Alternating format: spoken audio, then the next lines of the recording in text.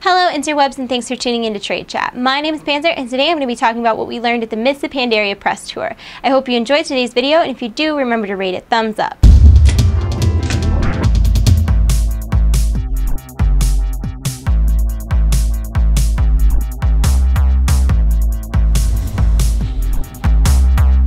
Maybe the coolest thing that we learned during the Mists of Pandaria press tour was that the final patch of Mists of Pandaria will be the Siege of Orgrimmar. Both factions will lay siege to the city to bring down Garrosh and end his reign as war chief. This is really interesting to me because they also said that a major part of the storyline is the war between the Horde and Alliance. So I'm wondering if it's something like they're going to come together and bring him down, or they're separately going to bring him down but they're still enemies. I don't know. It just seemed very confusing. So I'm really excited because I have a feeling there's going to be like some corruption. They said that one side actually commits war crimes, so I'm going to go ahead and make the bold assumption that that was Garrosh, and I hope that the ending of this is Thrall coming back, because I love Thrall. He is my war chief. Long live the king. Aside from the story that focuses on the war between Horde and Alliance, there'll also be a whole nother story that focuses on the Pandaren. You'll discover their continent, you'll help them solve problems, you'll figure out what happened for the past 10,000 years and why they just disappeared.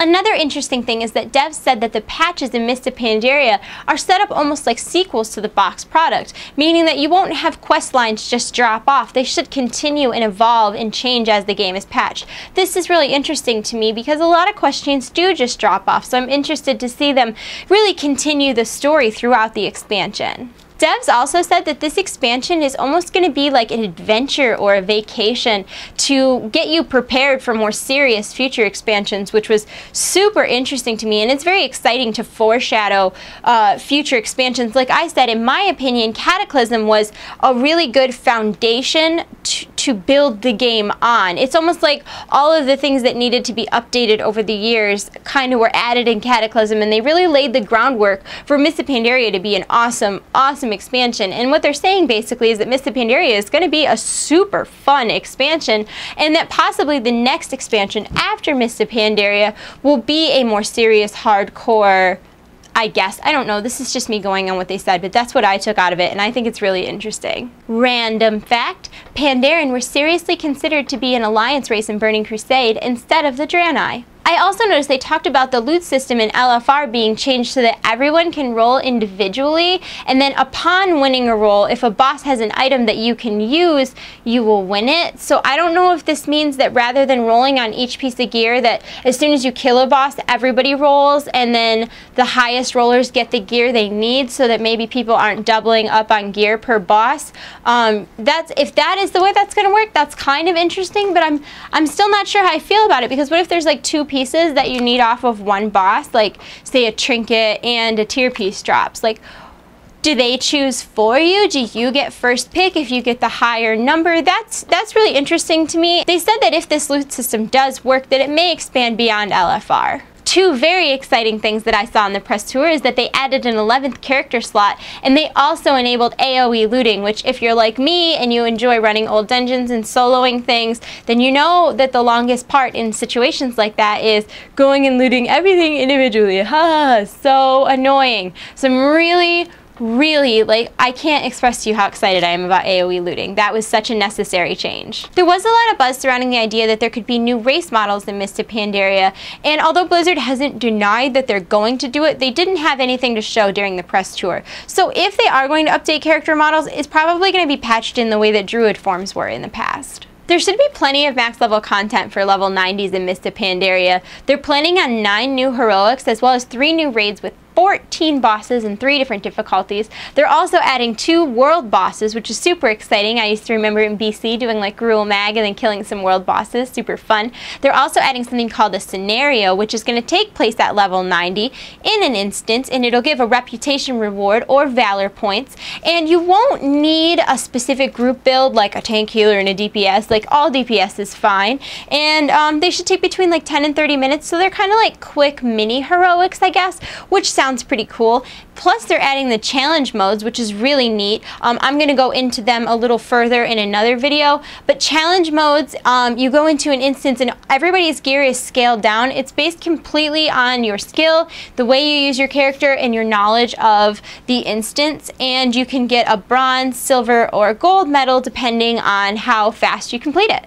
Also exciting about Mists of Pandaria is that the Pandaren racial mount is going to be a cloud serpent. And what's really neat is that it's not a mount that you just buy from a vendor. You actually have to raise it from egg age and grow it up for 20 days until you're able to ride it, which is how all the factions will get it. It's not just going to be like, oh, I'm exalted and now I just get a mount. Like, no, you actually have to work for it. It's kind of similar to the dailies in the Ungor. There'll be a new faction in Mists of Pandaria called the Tillers that will actually allow you to raise your own farm. You'll have a farmer's market that'll provide you with daily quests that will allow you to improve your farm, as well as you can clear land and create plots, plant cooking ingredients, plant herbalism nodes. You can create gifts that you can give to NPCs to raise your reputation. I love this idea. I've been saying for a long time that WoW is missing mini games, and we already know that they're adding the Pokemon, which I'm super excited about, the like battle system. Now they're adding Harvest Moon, so like Harvest Moon plus WoW plus Pokemon equals amazing in my book. Did you like my equal sign? Plus equals.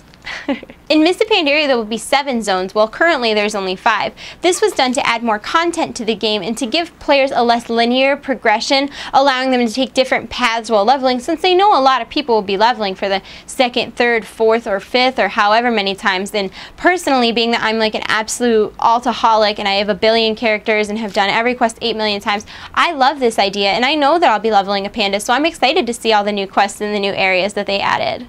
At launch of Mists of Pandaria, there'll be 1 new arena and 2 new battlegrounds, although I do believe they're going to be adding in more battlegrounds in patches throughout the expansion. I know I briefly touched on Pokemon earlier, and I did do a whole video on that. If you check the info below, I'll include it.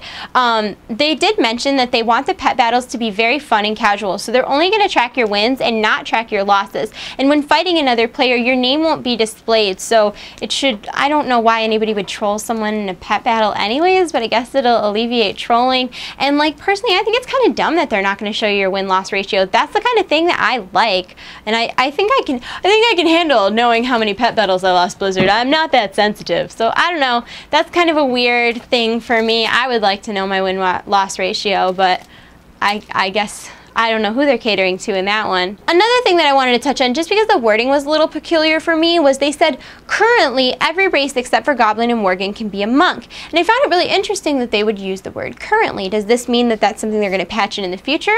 Or is it something that before the actual game comes out they're going to change their mind and say Goblins and Worgens can do this? I just found that a little odd. No, I guess, I don't know if it was really worth mentioning. I just thought it was weird. The last thing that I wanted to talk about was that the pre-Mists of Pandaria patch is planned for about 2 weeks before the expansion's launched. It should involve a scenario with Theramore and really focus on the Horde and Alliance war thing. They also might bring in Chen's Storm Stout to get people excited about Pandarians coming. And I don't know if any of you guys remember when they did this for Cataclysm, but those quests were really fun and they gave really cool rewards. They gave a costume that turned you into like a troll. So I'm excited for this and the whole expansion, but I want to know what you guys think. What do you think of the Harvest Moon and the Pokemon and the pandas and the monks and the Horde versus Alliance and Garrosh being dethroned? I mean, there's like so much to talk about. Let me know what you think. Leave me your answer in the comment section below or upload a video response. And while you're thinking about that, check out today's screenshot of the day.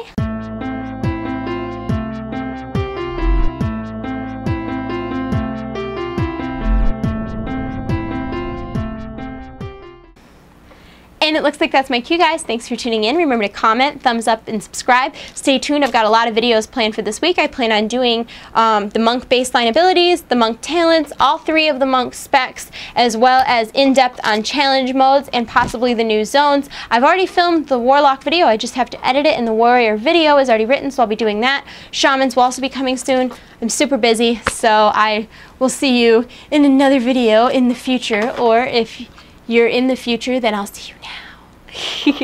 Bye guys, have a great day. I love you all. You're in my hearts. I'll see you soon.